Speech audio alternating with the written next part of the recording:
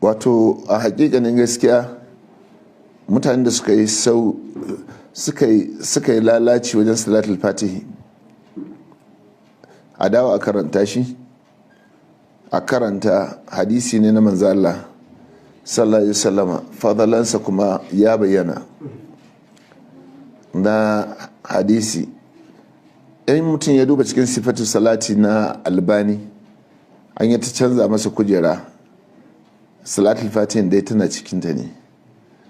idan kuma mutum ya duba cikin tafsirin ibn kasir, inna allaha wa mala'ikatahu yusalluna ala nabi ya ayyuhal ladzina amanu sallu alaihi wa sallimu taslima, shi ma an yi ta canza masa bugu dan salatul fatihin ta ɓace.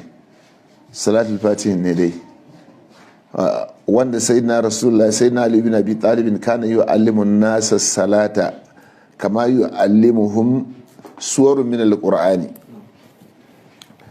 wato a hakikanin gaskiyar lamari, idan mutum ya zauna kowane irin martaba da aka sani, ba kowane abu ne ake samun karon farko mutum ya hau kansa ba, sai dai ina ya rabbaniya, amma wani sai ya gwada, wani sai ya ja. to ina ainihin aikin da aka yi wanda mutum yake nufi? menene faman abu? ko ma'aikata ce aka bude, to aksari sai mutum yana kokonto tukuna kafin ya kama.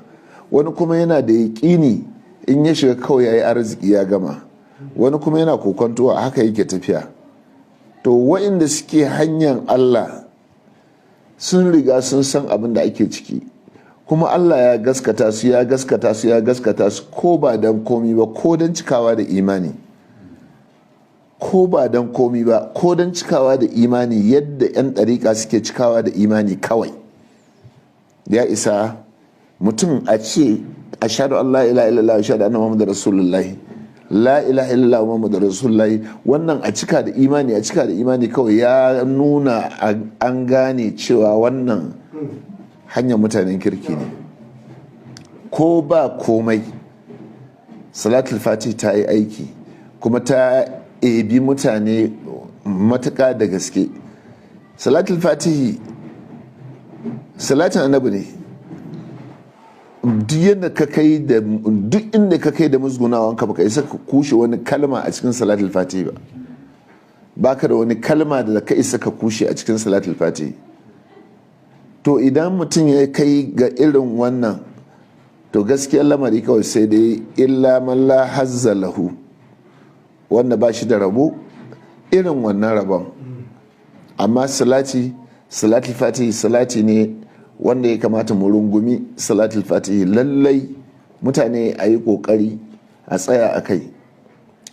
da yawa mutane ba su san diamond ba, da yawa ba su san diamond ba, da yawa ba su san gold ba ma, da yawa ba su san azurfa ba, da yawa ba su san komai ba a yadda yake a ƙasa, amma labari ake baka kafin ka san shi, ko ka gan shi ka san shi.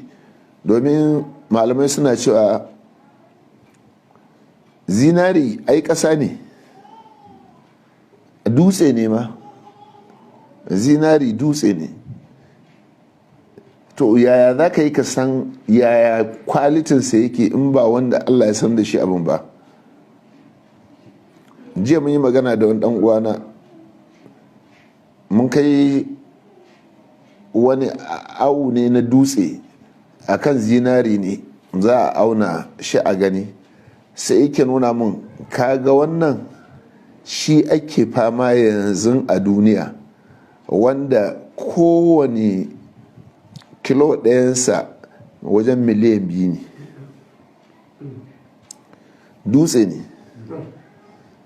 jiya wani ɗan gwana yake nuna mun, ya ce kowane ya kawo samfur ne, kowane ɗaya kilo, in ka zo ka gan shi kawai za ka gan shi ya maka kyau watakila, wani lokacin kuma ba za ka gan shi ma da siffan wani abu ba, to amma kuma ga abin da Allah ya yi da shi.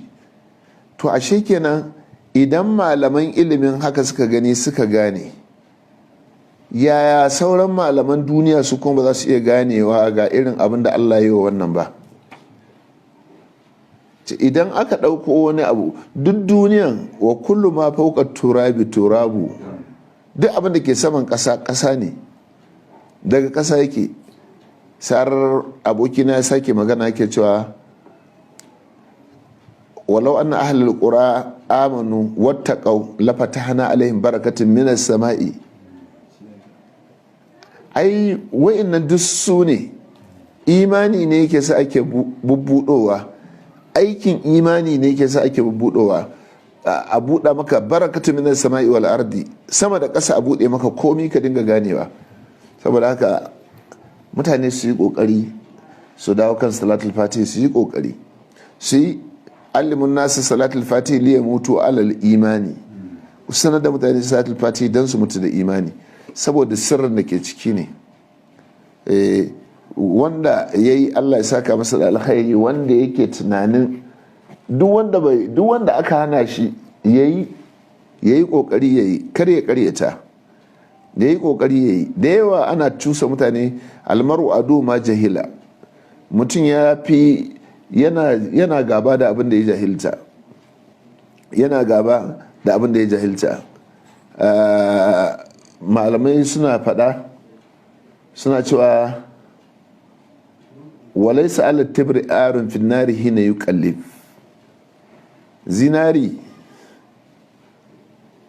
zinari ai ƙasa ne, amma ya aka yi zamo yana haske, ai sai an gasa shi tukunna. walaisa ala tibri arun fi nari hina yuqallib, babu laifin da zinari yayi lokacin da ake gasa shi da wuta, ake kona shi tukunna kuma sai fara hasken. amma a ƙasa ne, ƙasa kawai, ƙasa sunan shi. wannan duk wa'annan abubuwan wallahi zamanin ya kai a daina musun salatul fatihi, zamanin kawai ya kai abubuwan da aka bubbugo na darajojin abubuwa kawai